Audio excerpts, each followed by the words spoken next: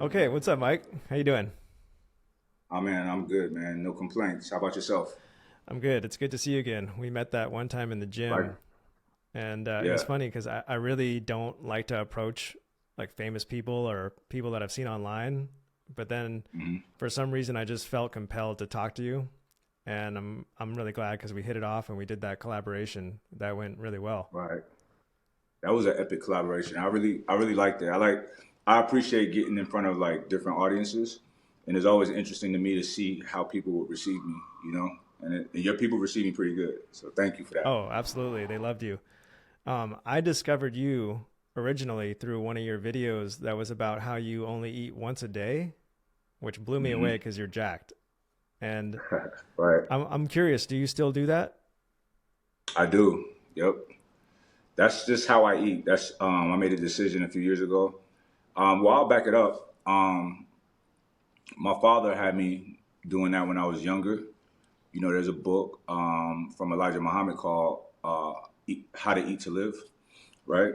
And that was one of the things prescribed. And, you know, I did it back then, and then I stopped, was eating normal. And then I had a period when I was eating a lot. That's when I was really trying to grow. But then I got to a point to where I think in 2015, I got my blood work checked, and it didn't look too good, you know?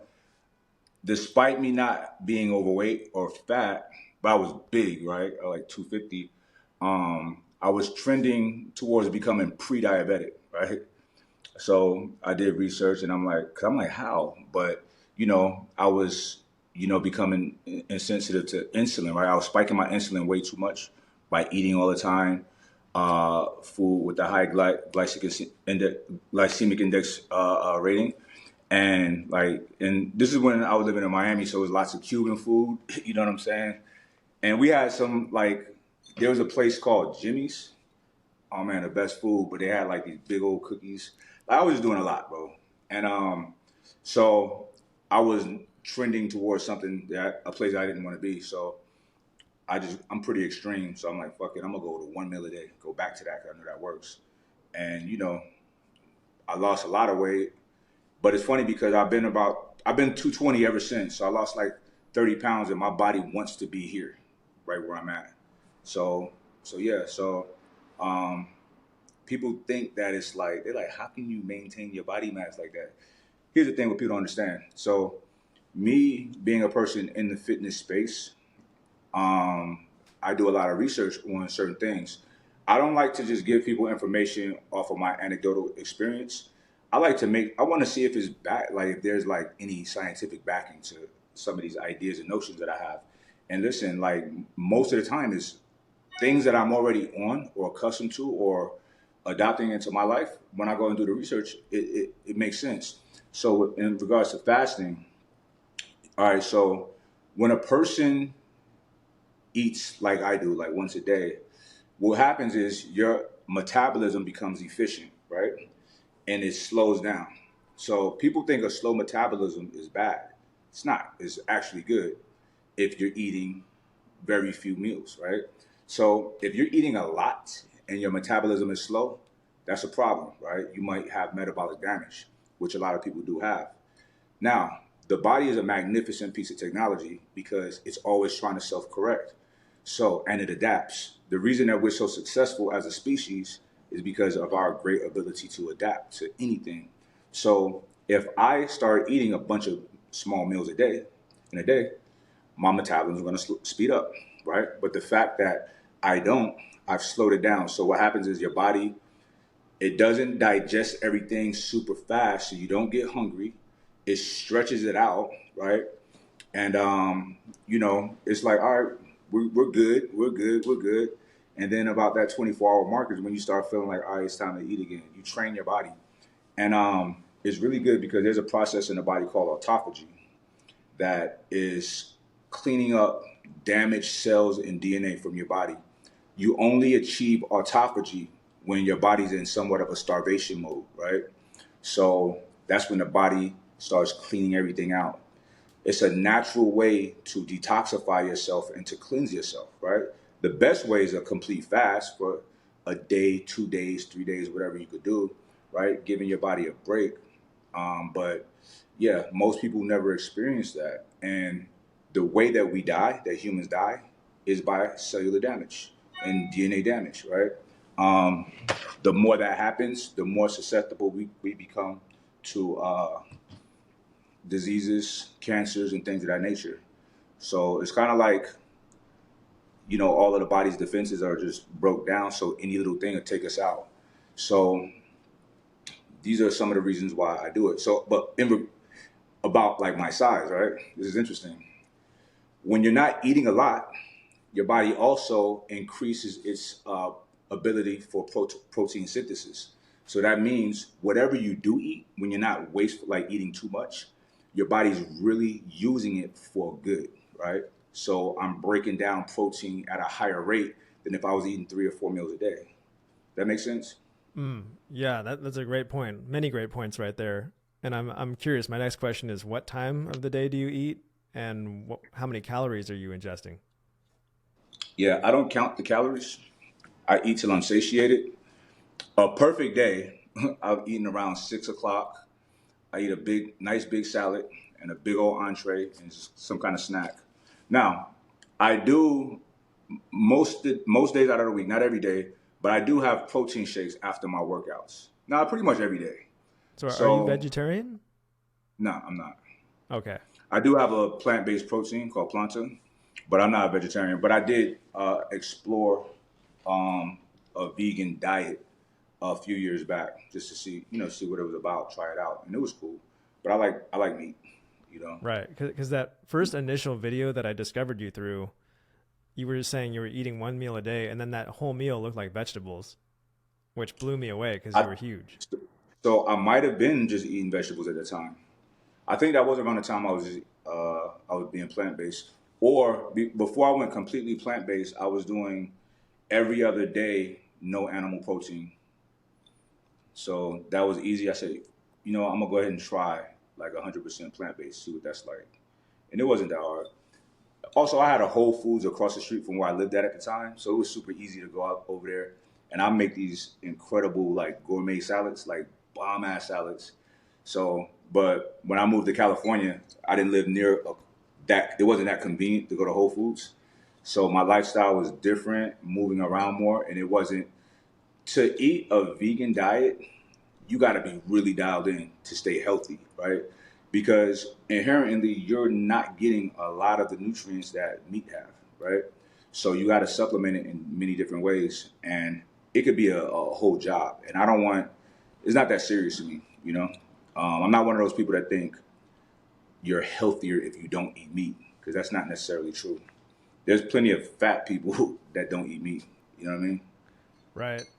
I've Yeah. kind of heard the philosophy that you want to eat the diet that mimics the animal that you want to be like. So we kind of live like grazers where we're eating constantly, and those animals would be like cows that just eat vegetation all day long and they're always digesting. And then you have predators, which it's like feast or famine for them. They're Yeah. either starving or they're gorging themselves, and their meals are very few and far between. Mhm. I don't know if there's any validity to that idea, but you know, when you're in a really hungry state, your consciousness is different, and I think that's why there's a connection between spiritual practices and fasting. Have you come across any of that? 100%. It's a so what you mentioned earlier about people saying you should eat like the animals, whatever. I think that's more philosophical, right? So, and I agree with that. I adhere to that. Generally speaking. So these are things that I tell people now, right? And this is all like how things really are. When we are empty, when we are fasted, we have a heightened sense of alertness. We have better memory. Our vision is better. Our hearing is better. Our smelling is better. Our senses are better, right? And there's a reason for that, right? That was a biological evolutionary adaptation that we uh, adapted to be able to find food. Because it's funny, I was just talking about this yesterday on the live. Modern humans, Homo sapiens sapien, they give us around 200,000 years that we've been in our present form, right? 99% of that was what we would consider primitive living. So it was hunting, right? Hunting, gathering, foraging, things of that sort. So people were not, no one had an abundance of food, right? Maybe some, but most people didn't. They didn't have food in the cupboard. They didn't have freezers. They didn't save, store, none of that. So, and this is like our agriculture is even fairly new, right? So you're talking about people who ate a couple times a week, right? And guess what? When they had to go hunt, they were doing it on an empty stomach because they're hungry. That was the reason they hunted, right? So we live in a world of so much abundance and opulence that people go hunting for sport just to hang animals' heads on the walls, right? No one did that back then, right? If you kill the animal, you're eating it. You know what I'm saying? Even if there was some kind of ceremony behind killing an animal, you still ate it, right? You honored it by eating it, and you don't have Uber Eats, you know? So fasting, you know, the Greeks they would lock people who had like seizures and epilepsy in dungeons. They would think that they were possessed, right? And these people would stop having seizures. It wasn't because they were possessed. It was because fasting cures that, right? Fasting cures so many things, right? There's a doctor that I'm fond of, his work. His name is Jason Fong. He's in Canada, I believe. And he has a book called The Diabetes Code, which I read some years ago. And he's reversed a lot of type 2 diabetes and a lot of cancers with fasting and adjusting their nutrition, right? Somewhat plant-based, but a lot of fasting, right? So fasting is like a miracle cure for so much. And whenever people tell me about them doing a cleanse, I say, okay, what are you doing? Well, I'm gonna drink this and do that and this. I'm like, no, just don't do anything. If anything, water. But that's how you really cleanse your body. Just don't put anything in it, right? And it's like one of the best things that you could do for yourself. You know, we're not sharks or we're not crocodiles, but those animals live extremely long lives. Like a Greenland shark can live 500 years, right? And they don't eat as much as we eat.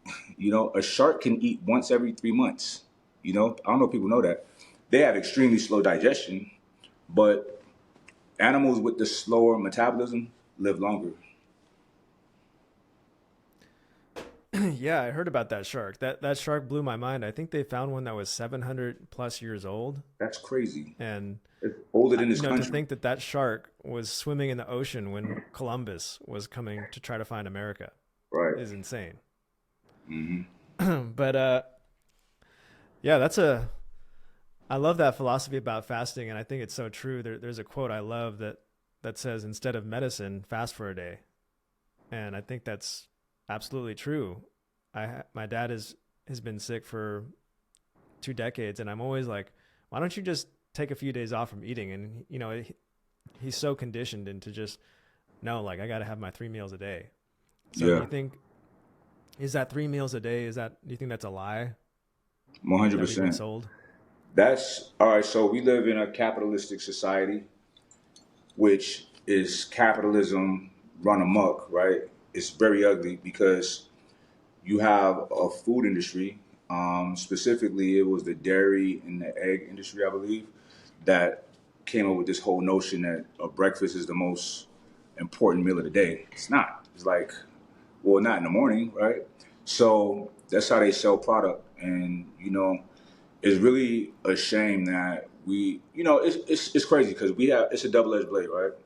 So we live in a very free country here in America. So it's so free, people can market things to other people that's harmful, right? Food is harmful, you know, and it shouldn't be. But the way that our relationship with food in America, the culture, is dangerous. It's the most dangerous drug. And I'll explain what I mean.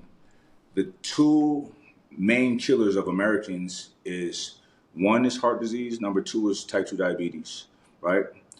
If heart disease and diabetes is a bullet, the gun is food. You understand?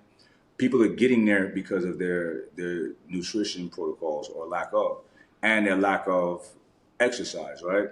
So, but you're constantly being promoted, food, everywhere. Even when we had the COVID situation a couple years ago, not one time were they like being honest about, you know what, the people that's getting hit the hardest is people that's overweight. They would say pre-existing conditions, right? And it's like, okay, explain what that means. You're not dealing with a bunch of doctors. These are normal people. These are people who, the people that got hit the hardest were people that were unhealthy, that were, their weight was an issue, things like that. And then the elderly and stuff like that. But for most people, it was overweight people, right? Get outside, get some vitamin D, get some fresh air, move around. We live in a country to where they're telling people to stay inside. What? Don't do nothing, right? So a robust immune system needs to be dealing with germs, right? It needs that. Like that's how it keeps itself sharp. You know, people that live on farms, they don't get sick. You know what I mean? They're interacting with all types of bacteria, all sorts of things, right? And if you look at, I talked to a doctor friend of mine about this because I've never been a germaphobe, right? And I never get sick. And I said, hey, is the fact that like, and I noticed that people that are germaphobes get sick a lot, right? I'm like, so what are you doing? I said, I feel like they not testing their immune system so they get sick. He said, that's exactly what it is. You know, he says, like, I would let my kids grab something off the floor, put it in their mouth, stuff like that. That could be extreme, but I understand the premise of what he's saying. You know, you have to be exposed to certain foreign bodies to be able to fight it off. If you don't, if you've never seen a certain type of threat, you're not going to be able to handle it when it really comes. You know, so we live in a crazy world, man. Like it's very interesting. But the point I was making was this: we have freedom, but people run amok with it, right? And the problem is this: people like us, we know what's up. We know the boundaries to give ourselves, right? But most people don't. So the marketing works, right? Whatever they hear on TV is gospel. You know what I'm saying? They don't question anything, which to me is crazy. It's like we live in this is a rebellious nation, right? This country fought for her independence, right? They said, fuck you. We don't want to be under your rule no more. This is what we doing. But yet the people are living like as if that's not the case. Like without the real American spirit is a rebellious spirit, is to question authority, you know? A real patriot will question and check his government. You know what I'm saying? Because he loves his country. You don't just let things happen, right? So we live in an interesting place. I actually think that we should abandon democracy for a few years, have a dictatorship, right? Get everything nice and orderly, and then let people go back to, eventually they'll fuck it up again, but it'll take a little time. You know what I'm saying? Because places with dictatorships, they're kind of like on point. You know what I'm saying? In certain things. In certain things, for sure. I mean, I think we're getting so chaotic that people are going to willfully demand a dictatorship. At you know, the border is wide open, things are wide open. Nobody wants to take responsibility. We have all this freedom with no accountability. So yeah, people are going to want that father figure to just say, hey, this is the law, and if you break it, I don't know where it's going to come from. It might come from the left or the right. It could come in the form of like this communist style, like authoritarianism, or it could come from this like right wing, nationalist, isolationist type of, but those are responses to each other. We could get either one, but I like what you're talking about. We live in this world of freedom. It seems we're still that primitive Neanderthal, basically, from 200,000 years ago. We still have that biology, but it's almost like marketing and capitalism and the system has exploited that we still have that primitive. So it hijacks our very ancient system with the sugary food. We can't resist the social media because our brain is just geared towards looking at stimulus. So it's like, can we have a world of freedom without the accountability? You can't. I don't think I don't think it's not in human nature, right? I think that, well, I know just from my observations of how things are, people are, I'm not going to say good or bad, but people are built to, first of all, you got to think about this like how life is, right? Think about animals. A lion, king of the jungle, he sleeps all day. He doesn't work out. He's not trying to work on his craft. He makes his women go and hunt, and if they're having a hard time, he'll step in. He'll protect his den or his pride just to make sure another guy don't come in and get his stuff. It's a very selfish, lazy lifestyle, right? And that's what we are too. We're like that too. We're programmed for that, right? This is why 70% of Americans are overweight. It's really logical. It's a lot of food here. It tastes good. It makes me feel good. So keep eating. I get it. People on drugs, addicted to drugs. It's not a drug that makes them addicted. Well, life sucks. This is the best thing I've ever experienced. I might as well keep doing it, right? That's not a wise thing to do. But who says people are wise collectively? I don't think so. Like, unfortunately, I think that over time, the consciousness, the collective consciousness of people does gradually increase. But where we're at, collectively and generally speaking, people are not that wise. It's just a small amount of people. Think about this, Mark. If we got hit with an extinction level event, right, and most people got wiped out and technologies got shut down, right, there's going to be some people left. Guarantee it's not going to be any of the smart people. So it's going to take another fucking few 100,000 years or 1,000 years or so before somebody is the right combination of someone being born with the right type of intellect and having the means to be nourished, flourish their minds to be able to innovate and recreate, figure out how to do electricity and cell phones and all of these things. Yeah. Like, So, Mike, what do you mean the smart people are not going to survive? because there's a very few amount But, of really wise people at any given time mm, throughout history. There's never a case where most people are evolved to that extent, right? mm. A lot of us can Well, fit. well, sorry to cut you off, but Graham Hancock has a cool idea where if there was a cataclysm that wiped out like 95% of the Earth, most likely the people that would survive are these people that are living in very primitive situations out in the Amazon. That's very true. Where the world, things happen in the world and it just passes them by. Right. They don't know about the internet. And they know how to survive though. Right. And people like us don't. It's interesting. True. The further we go away from like our nature.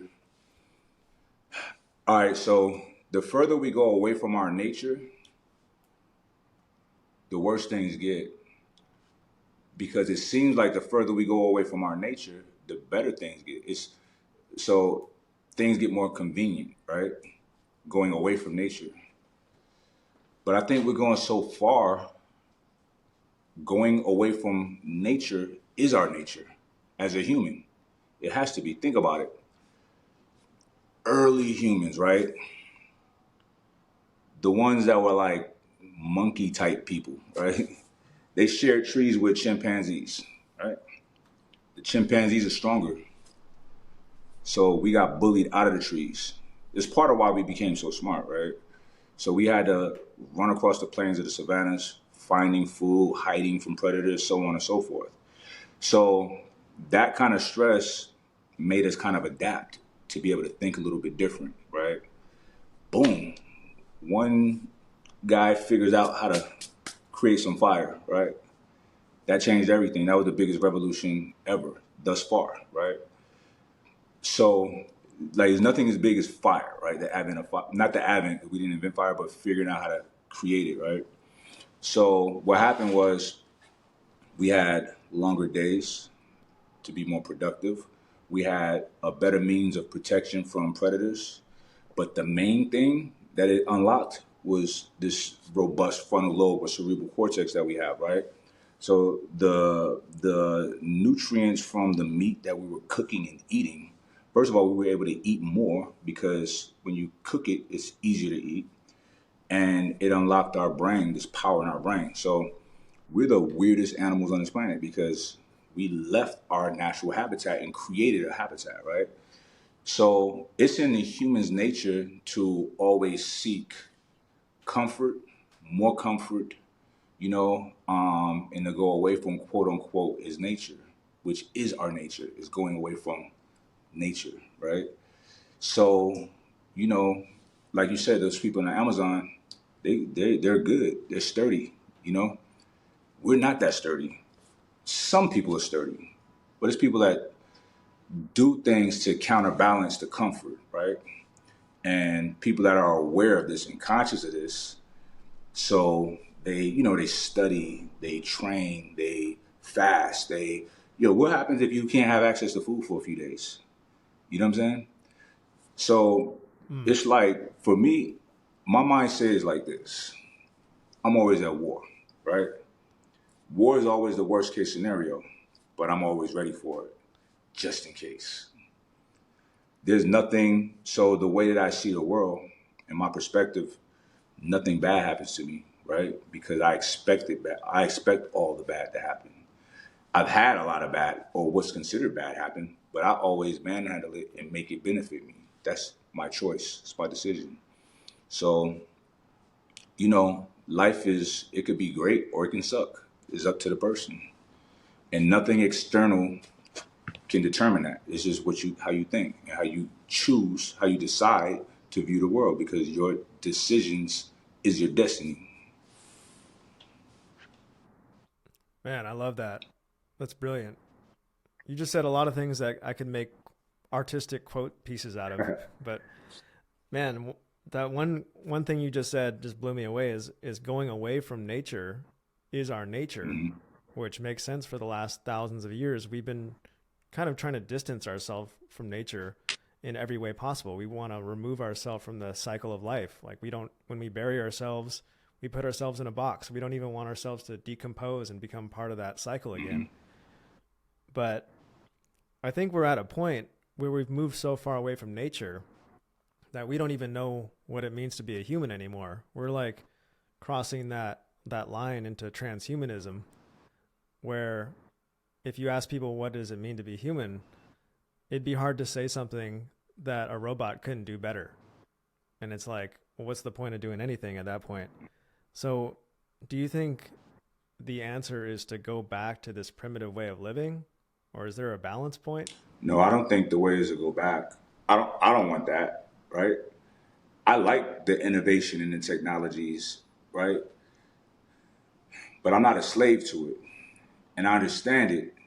And I think that what's necessary is for us to embrace it and integrate it. It is what it is. What are we going to do? Listen, people are not. We got, what is this, iPhone 14? We're on 14, 13, 15. No one's going back 15, to an iPhone 16. 2, It's all, right? You're not going back to an iPhone 2, and you damn sure ain't going back to a flip phone. You know what I'm saying? You're not going back to a corded rotary phone. You're not going back to a pigeon messenger or whatever they had, or the dispatch boards. You know what I'm saying? We're not going to right. go back to riding horses. We're not going back to any of that shit, right? I'm not. I don't want to, right? So we have, like, the singularity is in process. Pandora's box is open. There's nothing that we can do to go back, right? So we have to adapt and integrate now with all of these. Everyone knows about Neuralink, right? Elon Musk's the interface, computer, internet brain interface. Now, there is that siren loud? It's kind of, you good? I can hear it a little bit. All It's right, fine. it's Yeah, passing. we're good. There's a bunch of those companies, right? And this is the world that we're in, right? So there's going to be a lot of people that's going to be like, no, no, that's evil. That's the mark of the beast. They say all of these things. They say it typing on their phone, their digital phone, which is part of that whole system, right? But you can't stop it. It's here. And people are not going to stop advancing things, right? It's too much money involved. And most people's God is money. So you're not going to stop any of it. And it's not going to be good for a lot of people. I'm telling you right now, right? The AI that we have access to, listen, what we have access to is primitive compared to what they have, right? We know that. It's not like ChatGPT allows us to create our own GPTs in the system without knowing how to code. So just think about how complicated, how advanced what they really have is, bro. It's fucking crazy, right? Who who So who is they? uh, people who own these companies and maybe the government, because the government have their own AI businesses or companies as well. So there's what's released to the public is always old stuff, right? This is nothing. And think about this: we have movies. Think about like Ready Player One. Have you ever read the book Behold the Pale Horse? You should read No. it. I think this book is from the All 80s, right. right? And it's a guy named William Cooper, ex-naval intelligence officer. He left the military because he's like, yo, it's too many things that y'all covering up. And he started talking about these things, giving lectures. A year after he started doing that, he gets shot, right, by the police and paralyzed. And then in 2001, he got shot and killed by the police. They claimed that he was in a shootout, a paraplegic man in the shootout, right?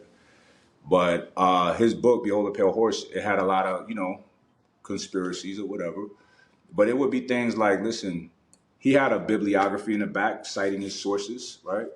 And, government documents that he probably didn't have permission to put out, but whatever.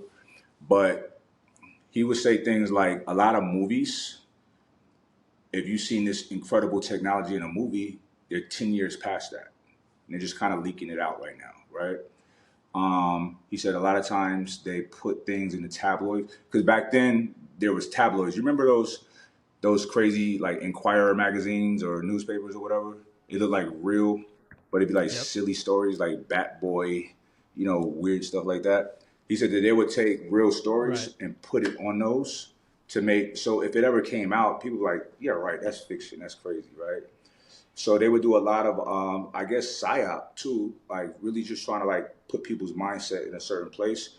So just like right now, there's a lot of UFO or UAP talk, right? It's probably way more. There's way more that they know than what they're telling us, right? And they're probably still spinning us. You know what I mean? So, Right. and rightfully so. Why should they share everything with everybody? People don't know what to do with this information, right? So, and people wouldn't know what to do with whatever high level forms of artificial intelligence that exist. They don't know what to do with that. So it's like a bunch of children. You don't give your children access to the bank account, to all of the family business, right? You give them a little bit, whatever they need to know, a little kiddie version. And that's what they're doing with the American public. And I don't think they're necessarily wrong for that because most people can't handle having access to all this information. And keep in mind, this is coming from a person that says that we should have a dictatorship, right? So yeah, I do think that that's necessary. Yeah. Some kind of like a hierarchy, uh, patriarchal figure to be like, look, y'all, sit down, be quiet, don't do that, or you go to hell. You know what I'm saying? Just like religion. Religion to me is Yeah. beautiful. Because if we didn't have religion, we didn't have all these rules, this would be chaotic.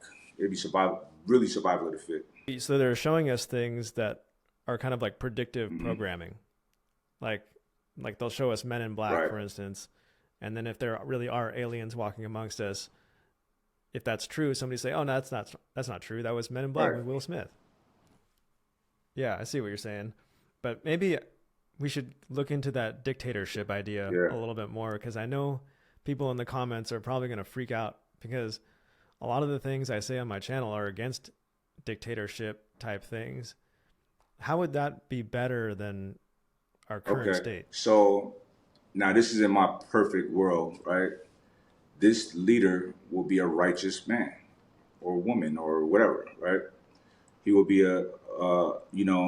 we'd have to figure out a way to vet this person out, right? And maybe not just a person, maybe a council, because absolute power does corrupt absolutely. We can't deny that, right? So, and I like to think of myself as a good person, But someone asked me, what would I do if I was the king? I'm like, yeah, I probably wouldn't be the best for a lot of people, for some people, right? So, maybe a council, maybe not necessarily a dictatorship, but a council of really righteous people. What does that look like? I don't know. you know, I've come across people that I think are righteous, that I think would do the right thing at all costs. You know, so we'll have to be a council of these kind of people.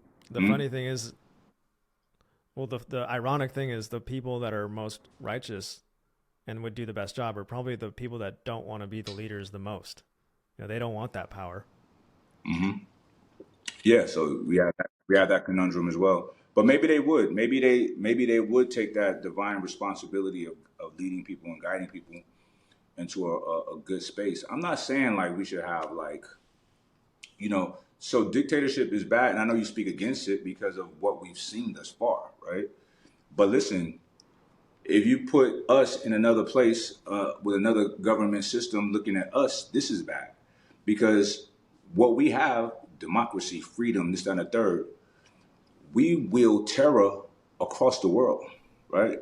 And we're the big homies. We don't even have to go to war no more. We put other people to war for us, right? Let's not get it confused. Like a lot of people complain about like us giving all these billions of dollars to Ukraine or whatever, right? We're not just doing it for no reason. This is to benefit us. It's to benefit America and Americans.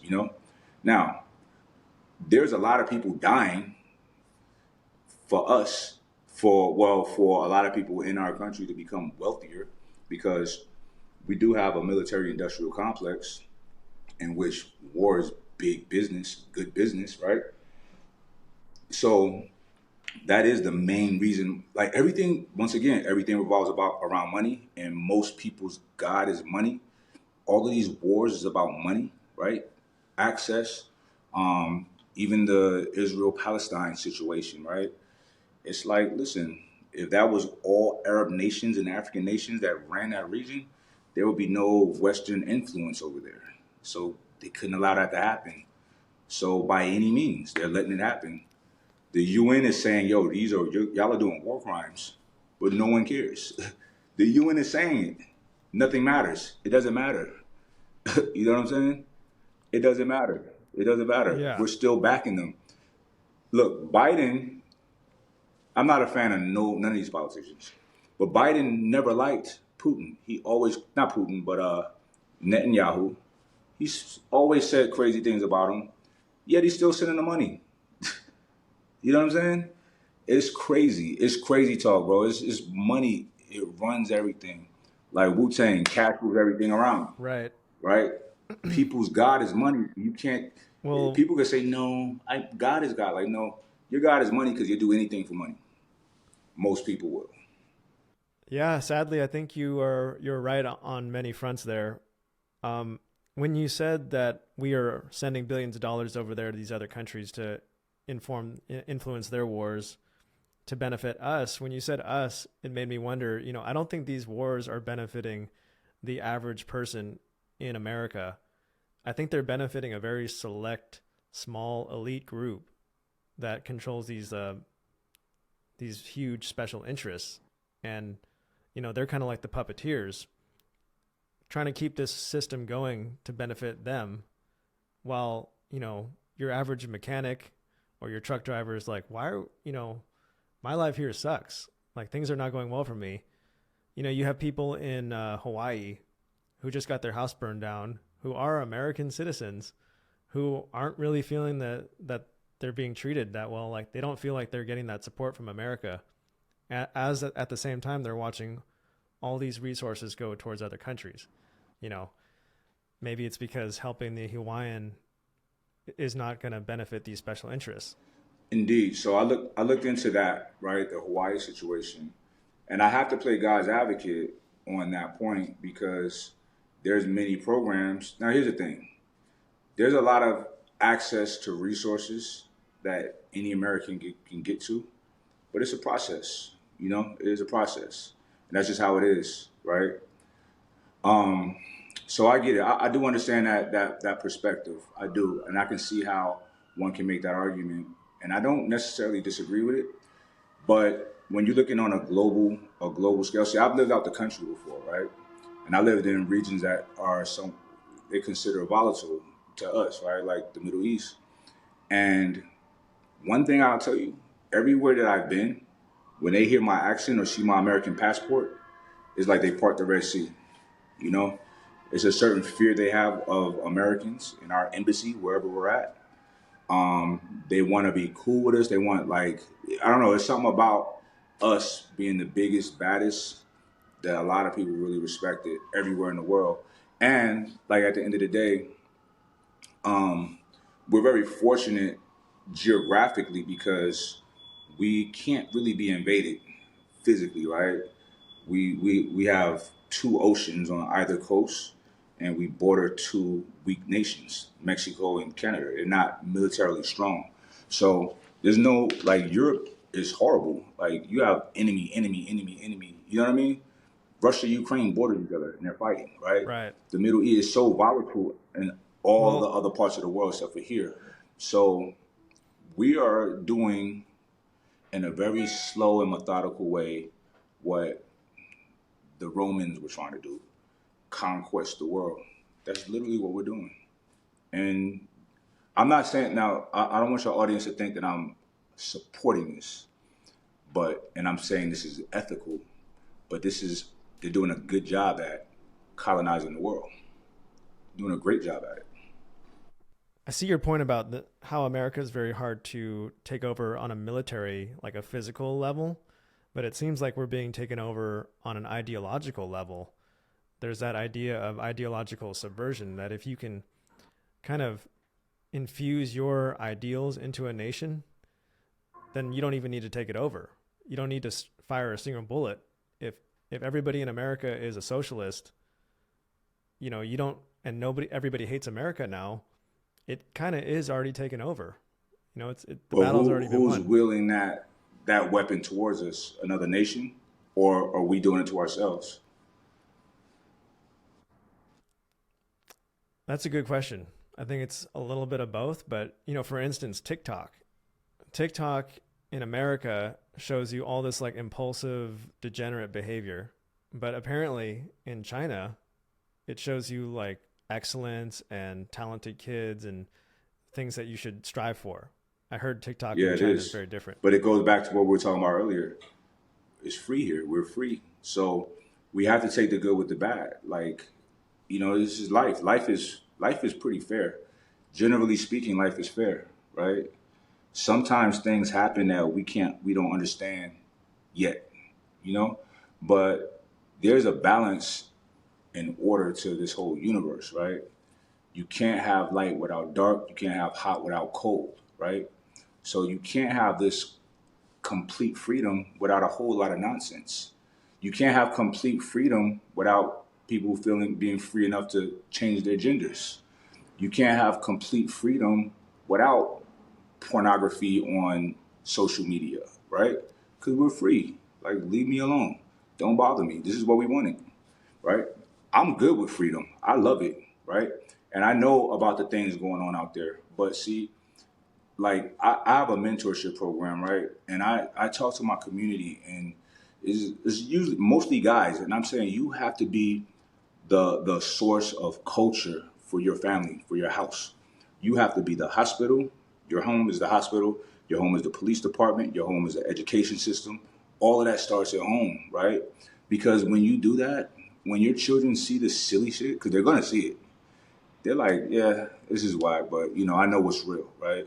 But it starts here at home, right? Nobody, a doctor, they're great, great guys, but these are guys with jobs. These are guys with lives, with other important things to them, right? It would be very naive for us to think that these people are really pressed about us, right?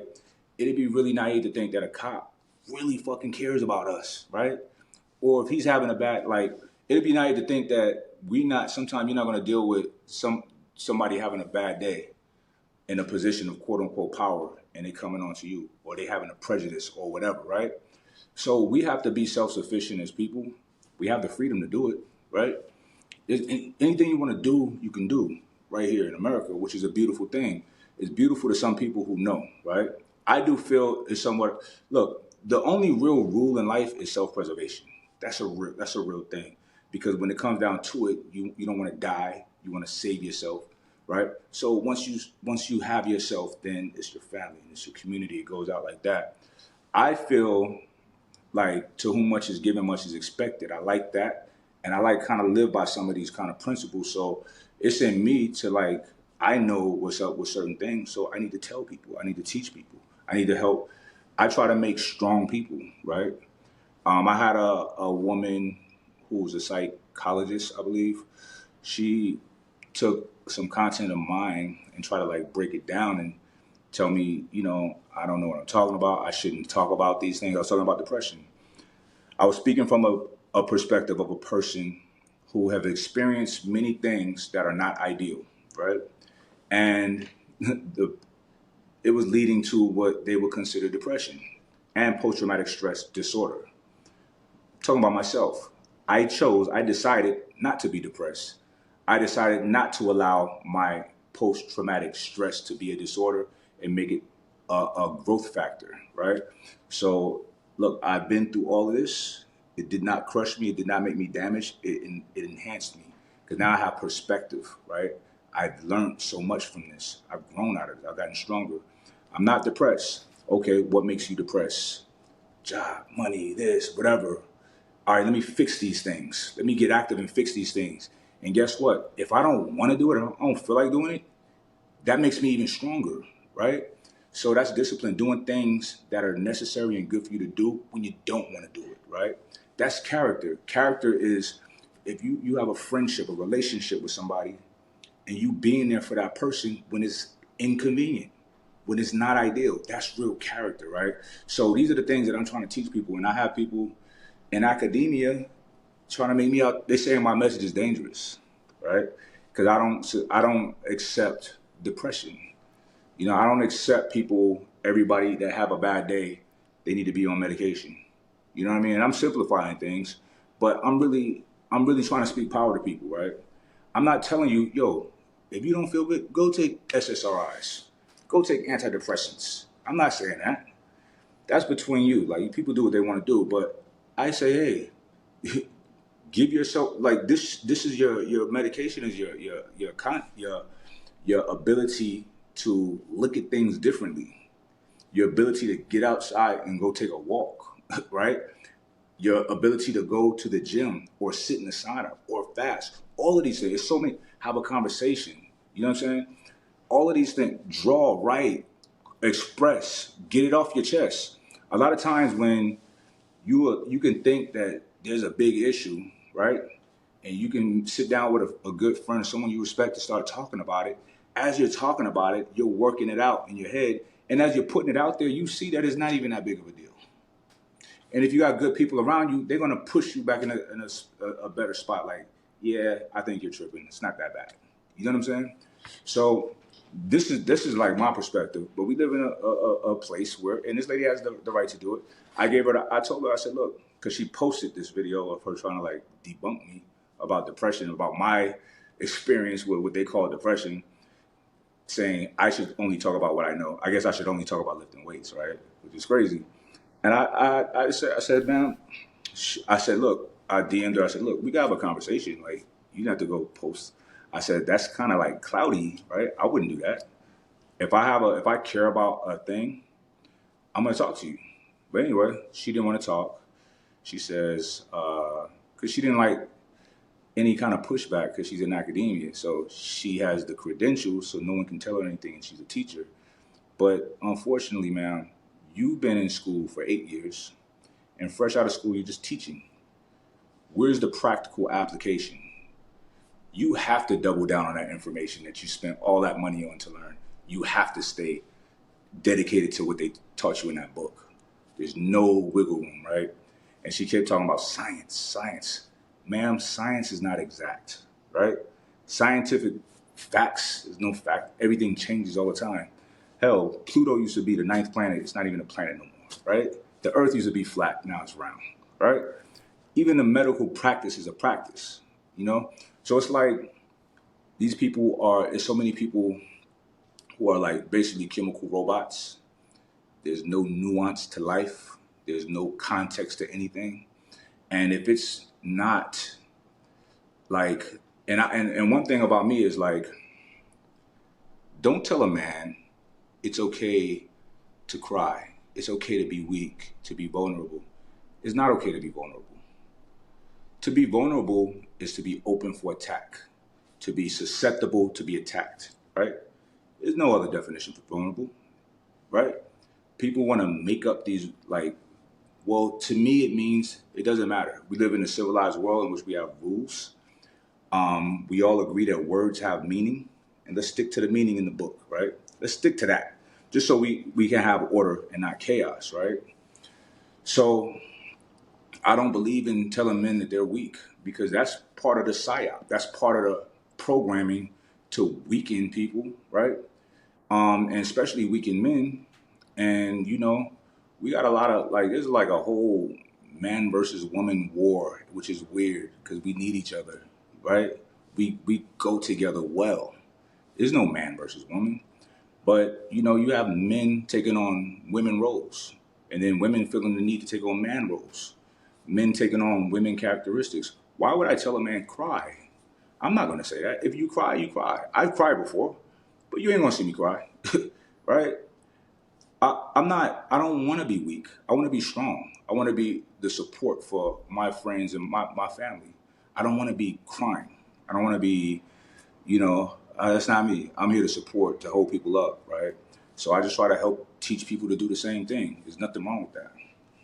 Man, everything you just said really resonated deeply.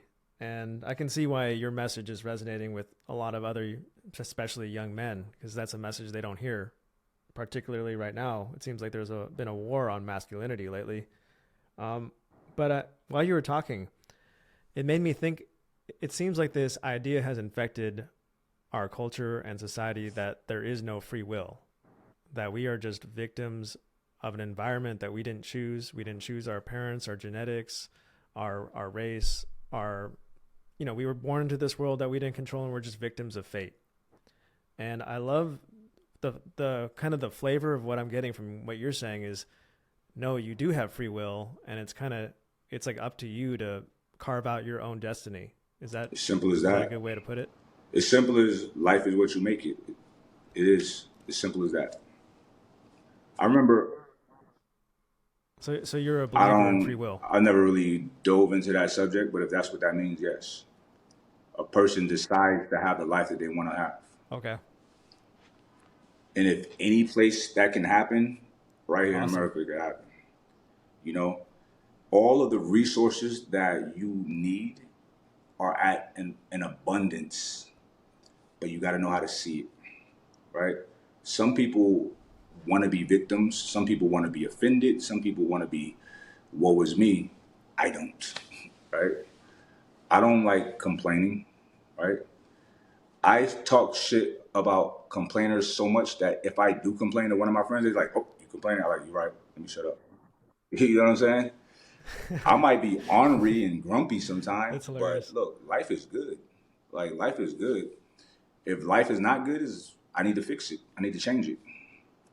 There's nothing. Look, there was a time when I was facing a lot of time in prison. Right, that was a reality.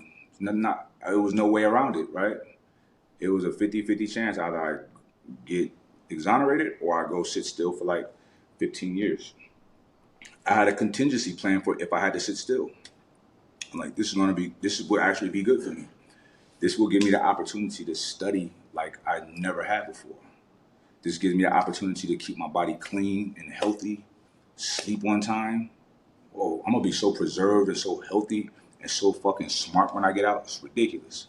This is good. That's literally how my mind works. Why? Why is that, Mike Rashid? That sucks. No, it don't. If I have to deal with it, I have to deal with it. I'm going to deal with it the way I want to.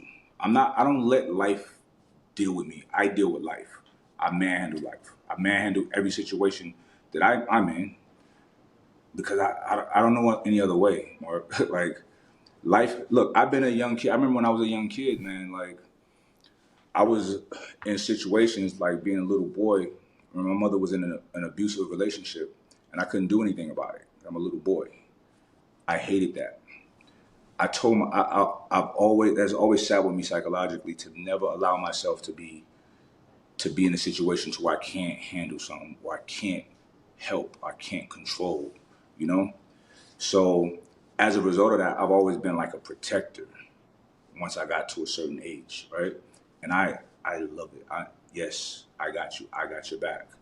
I live my life like this, like wait, like I anticipate now, and I'm looking forward to a day that I can make a great sacrifice for the people that I love, for my friends, my family, and I mean that. I don't live for me because it's like, if I was living for me, it would be crazy, right? I would be living a wild ass life. You know what I mean? Like Dan Bilzerian times 1,000. If I was living for me, I got the capacity to do that. But I'm not living for me. I'm living for the people that I really love. I want to see them smile. I want to see them happy. And then partly in my ego, I want to be the reason that they got mansions too, or part of the reason. You know what I'm saying? So that's what I live for. I don't live for me. You know, I'm gonna die one day, right? I'm gonna ascend one day. I'm living for the day of my funeral for them to have a hell of a story, a bunch of good stories. You know, that's what I'm looking for. Because it's gonna happen, right? Wow. It's gonna happen. People gonna forget. So I'm gonna make it hard for them to forget. That's what I'm trying to do.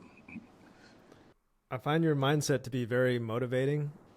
However, I don't think every man has the courage to step in a ring like you have and, go to that place where they're willing to, stand in the face of danger and really put it on the line.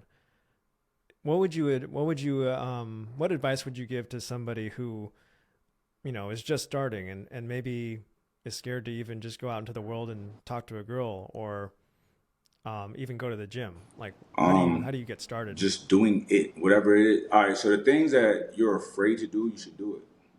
You should absolutely do it. I always give this analogy about when I was young, and I don't like the saying I got bullied because that sounds like such a victim situation. People attempted to bully me, right? And I was a boxer. Boxing is not in school. So there's a lot of people that had no idea what I did. They just seen a skinny kid. And the guys that will do that was always some big, intimidating looking kids, right? So, of course, I'm not going to back down. So I'll fight them. And what I learned was they're shocked that I'm even trying to fight them, right? And then they don't know how to fight. And sometimes they would run away from the fight if I'm like, all right, let's go, right? So what does it tell me? It tells me this. Scary things, these intimidating things, are not really, it's just all in your mind, right? It always looks worse than what it is, okay? Because once you step to it, you see, oh, it wasn't even that bad. I should have been to this, right? So anything in your life that is a bully, just know a bully can't fight. A bully is scary, right? So a bully imposes its will and with just intimidation tactics, because no one challenges a bully. Everybody makes it easy for the bully, but it doesn't help the bully in the long run because the bully never developed the skills to really fight, to really get down. He don't even know what to do in that situation. He just looks the part, right? So that's your problems. That's all the things that are scary to you, right? Figuratively speaking, it's a bully. So go to the bully. You know how much glory it is run into your bully and your bully is scared of you, or you beat your bully up, right? And listen, run to your bully. If your bully beats you, fuck it. He's bigger and more intimidating. You're supposed to lose. You're supposed to lose. But fuck it. I don't accept losing. Nah. You know what I'm saying? I like that. I like the honey badger. The honey badger is fucking the definition of tenacious. He go after any animal, a lion, a rhinoceros, don't matter, a rattlesnake, and he wins. And he's not even that big. He's so formidable because he does not accept defeat, right? And that, look, this should motivate people right here, fellas. You only live once. You only live once. You want a car, you want a certain house, you want whatever. What are you gonna do about it? Figure out how to get it. Work. Start a business. Do something, right? Because guess what? Somebody else is doing it. And I tell you this, in the entrepreneur space, I'm around people that's making millions of dollars that are not even that smart. They just found the template and stuck with the script. Somebody do it. You build it, they'll come. That shit is so real, right? It's wild. Like I've seen so many wild ideas. I'm like, that worked. Yep. Because there's 8 billion people on this planet. At least 1 million of them are gonna like your idea. That's all you need is 1 million out of 8 billion. What's the math on that? What's 1 million out of 8 billion? Or 1,000. It's a tiny percentage. That's like 0.0000. 0.01% conversion That's rate 0.01% or something. is making you a lot of money Yeah, I don't know. in sales. And Well, I think they say it's even less than that. You only need 1,000 true fans.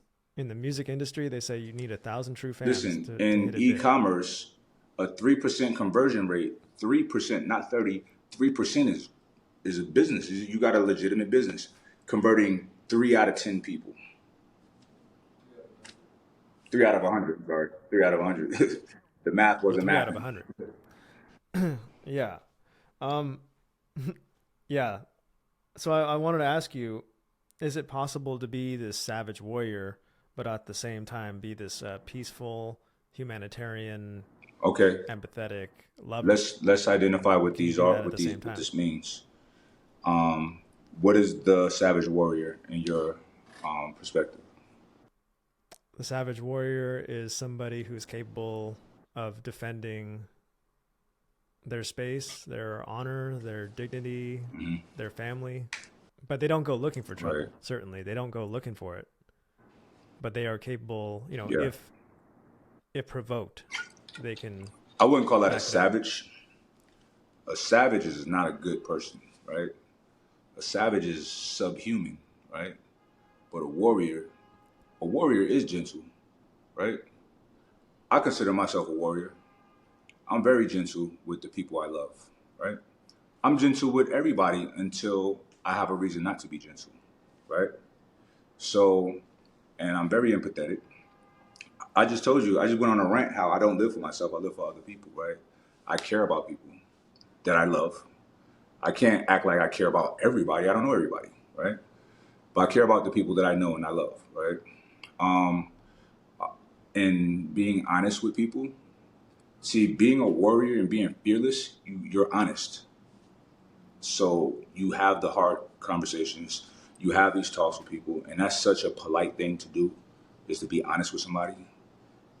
For somebody to be able to rely on you to tell them what's up for real, that's a beautiful thing. So yeah, a warrior is the most peaceful, because a man that's not a warrior doesn't have he can't even say peace, because he's not dangerous.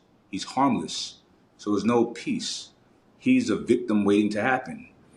I think it's a man's duty, his divine masculine duty, to be dangerous and to be a warrior. Listen, and a warrior is an intelligent person. He's not just a brute, right? A warrior studies. A warrior is always trying to sharpen his mind, because that's the best way to win, right? The physical is the last resort, but you should be prepared to do that if it comes to it.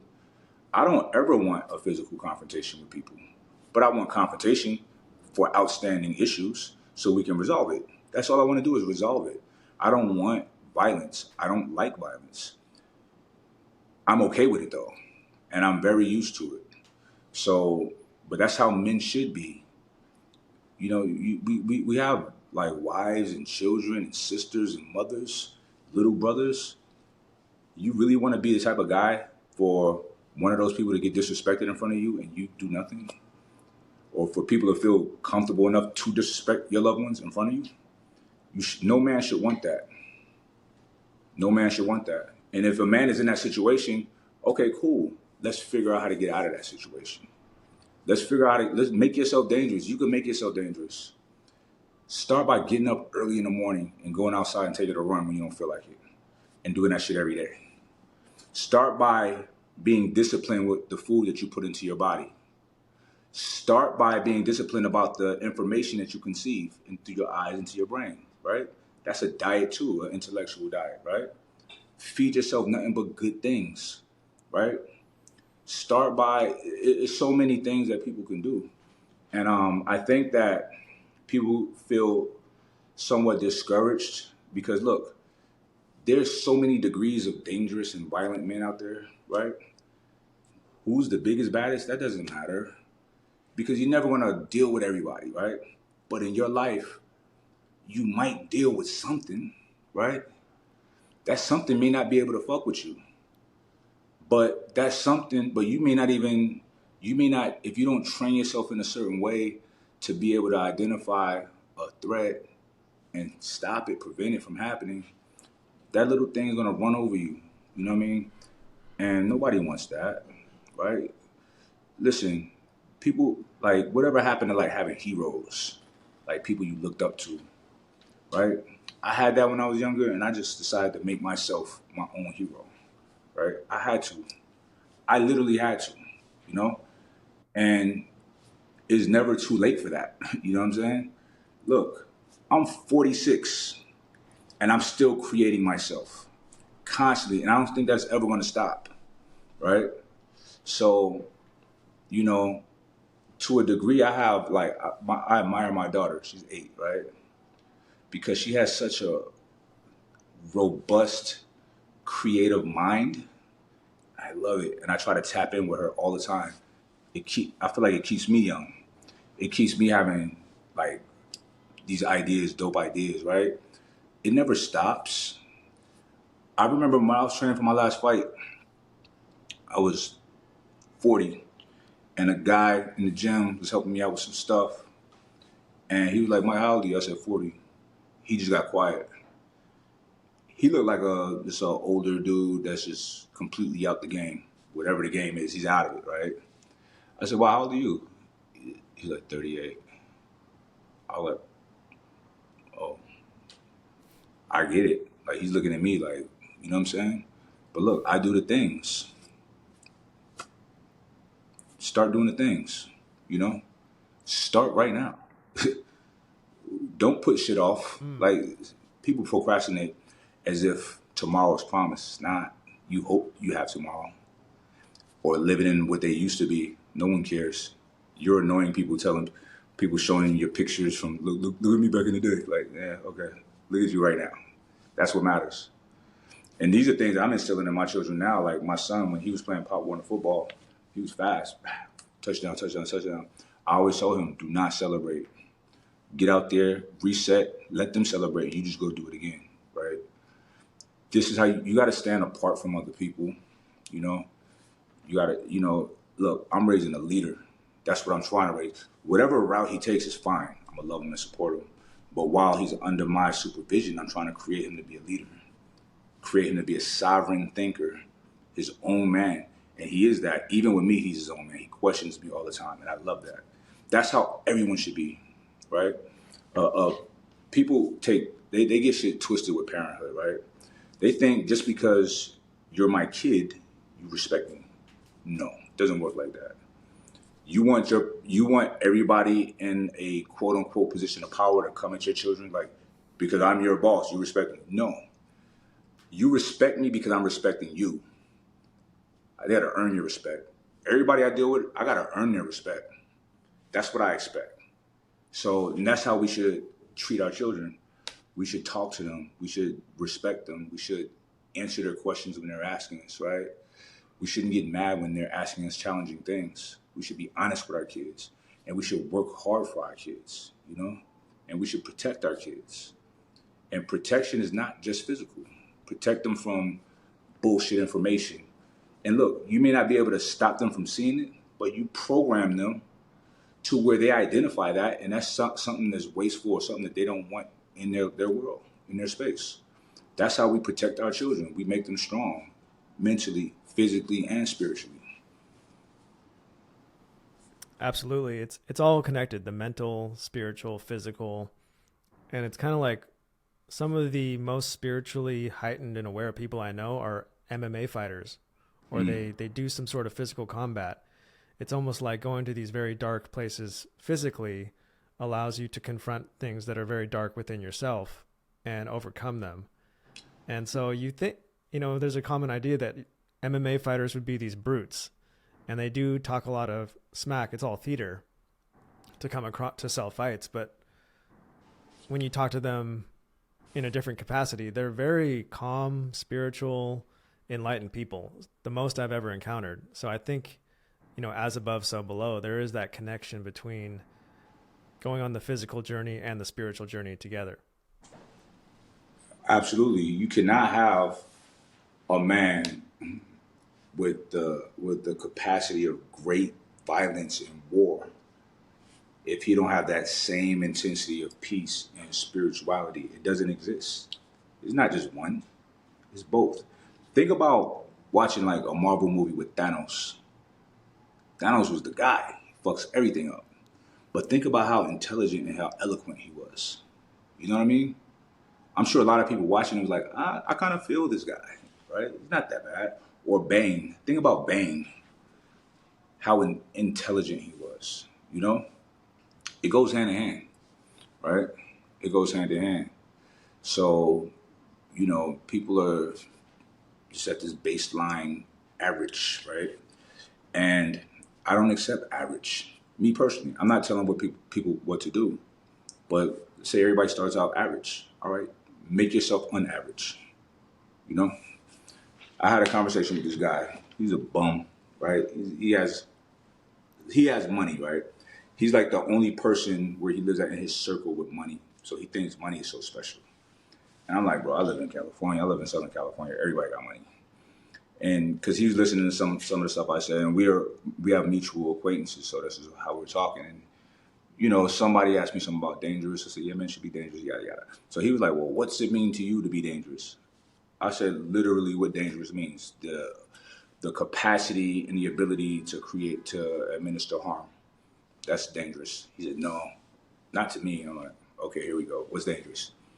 And at the end of the day, he was saying like people with money, because they can have people do things. I'm like, stop. Everybody has money. He said, no, not everybody has money. I said, well, in your world, everyone should have money if you have money, right? So I said, maybe you hang around people who don't have money and they treat you a certain way, but everybody I know has money. And guess what? If you take 10 people, we're going to take this to a real low-level space, right? Because we got to deal with the low level. You have 10 men, all with money, but only 2 of them are dangerous, right? They're eating everybody else's food. There's nothing no one can do about it. And they probably won't even have to do anything. They just say, give me this, give me that, right? And it's not about muscles, right? Because Timothy McVeigh was a scrawny guy, but he was extremely dangerous. Not a good person. Fuck that guy.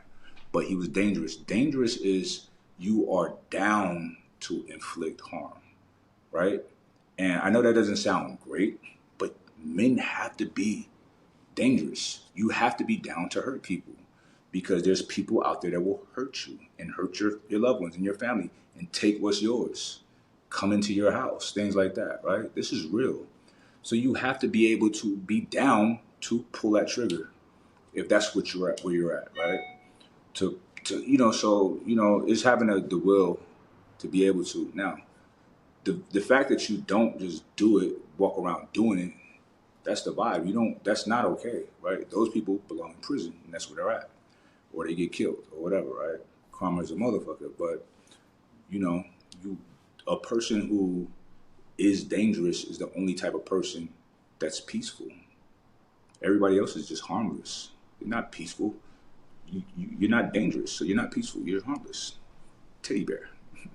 You make me think of that quote: hard men create soft times create soft men create hard times create hard men. It's a cycle. That quote, I think we should be more worried about what a weak man would do with power. That's it.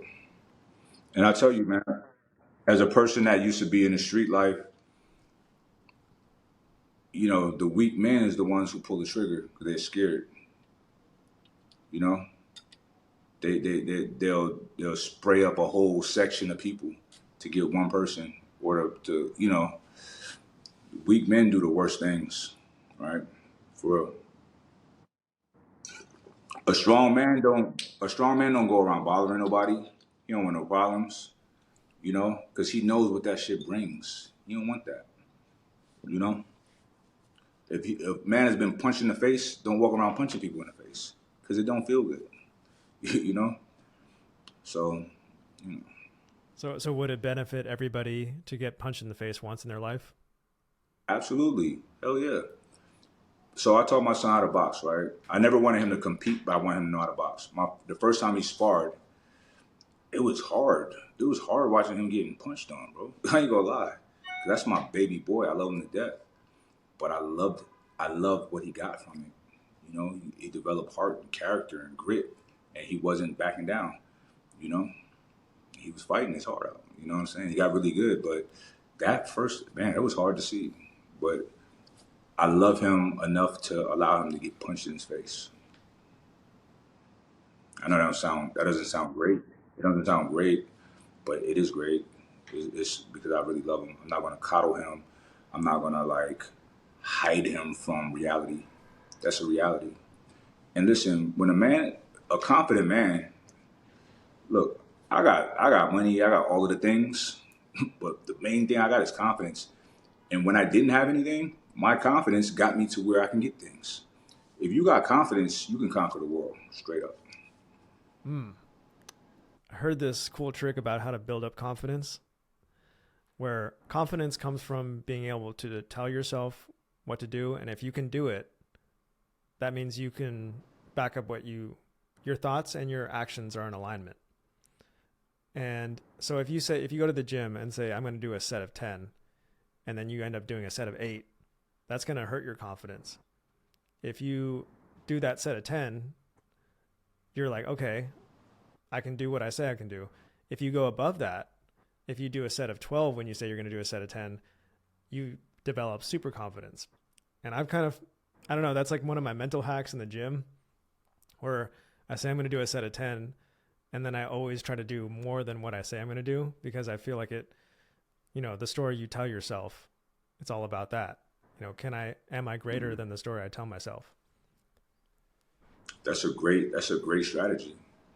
It's a great strategy because you're creating new neural pathways to over deliver.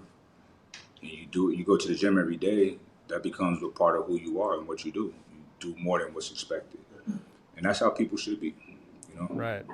people don't like people that just do enough or that don't do enough. They really hate that, or people that just do enough. It's cool, but you're not, that person is not special to you in that space, right? People really like admire when people keep going, you know? Absolutely. So I gotta tell Anu, my assistant over here, I gotta tell him like, bro, leave. Leave. I'm good. He be trying to outstay me at the office. Like, nah, I got this. I got this. You know what I'm saying? But I appreciate him for that, you know? Oh yeah. Yeah, that's Yeah. great. Well, I have one last question for you. Are you Okay. optimistic about the future? Extremely. I'm optimistic about my future. And I'm optimistic about the future of like humanity. I don't see it as bleak. Um, it's always been and it always will be like a 20/80 type of situation to where a small amount of people shift everything. So that's how it is. Small amount of people have the most output. Um, so excuse me. I think that, you know, the people that get it, like say for instance, we're talking about like technology and AI and transhumanism and these things, it's here. It's here. And the people that understand it and will integrate with it, they'll create a pathway for everybody else. The scared people. You know what I'm saying? Because that's just how it is. Listen, and I don't want to like, I'm not shitting on people for being different than me. I'm just a weirdo, right? So being afraid is actually an intelligent characteristic to keep you safe. You're programmed with fear, right? I just reprogrammed myself because I'm a risk taker, and I learned that taking risk is, if I'm calculating these risks and preparing myself for it, there's a higher probability of me reaping a reward, right? But I know if I don't take that risk at all, nothing's going to happen. There's no reward at all. So I am a risk taker. Why not? Look, I've had nothing. Then I had it all and I lost it and I got it back. So I'm not afraid of losing anything, right? It's just more to add to my story to tell in my book. right? It makes life interesting, you know. I don't play it safe. Fuck safe. Yeah, well, you've been to some dark places, so now now that you've seen what can happen in the worst case scenario, you're not afraid of it. You faced your fears, so now you're free Yeah, to I don't take have any risks. fears. I don't have fears. That's awesome. And no bad things happen to you. Only good things happen. Only good things happen to me, baby. That that was the mantra that Only I got from that's your the, video. that that's the affirmation people got to tell themselves. Only tell yourself only good things happen to you, and don't allow anything bad. I don't allow negative things to happen to me. I don't allow it. Only good It's things. up to you. Well, Mike, you've inspired me greatly. I love your content. Thank you. You've been a I love YouTube yours. OG. Like you were doing it way before I started. So Yeah. please don't stop. Well, you doing way better. You doing way better than me on YouTube. You killing it, bro. I love your stuff. I mean, all I my love. numbers are going in the wrong direction, but it'll come back. Listen, there's just so many people on YouTube now. But look, I'm a legitimate fan of your channel before I met you. You know what I'm saying? When all right, so people don't we tell the story when we met at Lifetime and you came up, you was nice, we took a picture. I said, make sure you tag me. I always like to see who people are. And then I'm like, wait a minute, you tag me, I'm looking at your shit. I'm like, wait a minute, this is the after school guy. You know what I'm saying? So everybody in my house knows your channel. I love your channel. So your channel is so important. I would Wow. love to do something with you at some point of an idea that I have that I would love your help on. You know what I'm Absolutely. saying? Because listen, here's part of like, so there's, we make our money however we make our money, right? But it's not all about money to me, right? For me personally, I love doing good, dope things. And I think that what you do, you are like myself is what I consider a conscious capitalist. We exist in this capitalist system, but we're conscious about the way that we earn our money. And we try to do things that's helping people. Your channel absolutely helps people. It helps me, right? So that's what all I'm trying to do is like at the end of the day, I want my portfolio to be full of things that are like beneficial to people. You know what I'm saying? Things that like I love when people are telling me, man, like this really helped me so much. You know what I mean? Things like that. But I want to do it even on another level. So maybe we can have a conversation about this idea that I have real soon. Absolutely. I'd be honored to work with you again. I loved our first collaboration. I think it was just such a good, like, we complemented each other so well on that. And Right.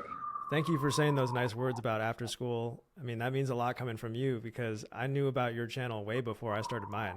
So you were, an inspiration That's before I even crazy. got on That's YouTube. crazy, man. That's cool. I love Yeah. hearing that. I love hearing that. Yeah. Like when I saw But you in the listen, man, gym. thank you. Oh, Huh? yeah. I was just going to say when I saw you in the gym, you're like this big, intimidating guy, but then you're so nice. I'm easy, man. People be like, I don't know if I can talk to them. Like, I'm easy. Just talk to me. Even in like public like that, I'm not tripping. Like, come on, talk to me. I like it. Like, the gym is a social place for me anyway. You know. 100%. Well, thank you But so hey, much man, for taking the thank time. I really appreciate you. yeah, thanks for having me on, bro. I really appreciate it, and I hope I was able to bring some cool perspectives to your people. I don't want people thinking I'm some mean guy. It's not like that. But I do think that men have a responsibility to be a certain way, right? And a lot of like, and I'm not even about like old school values. I don't get into all of that.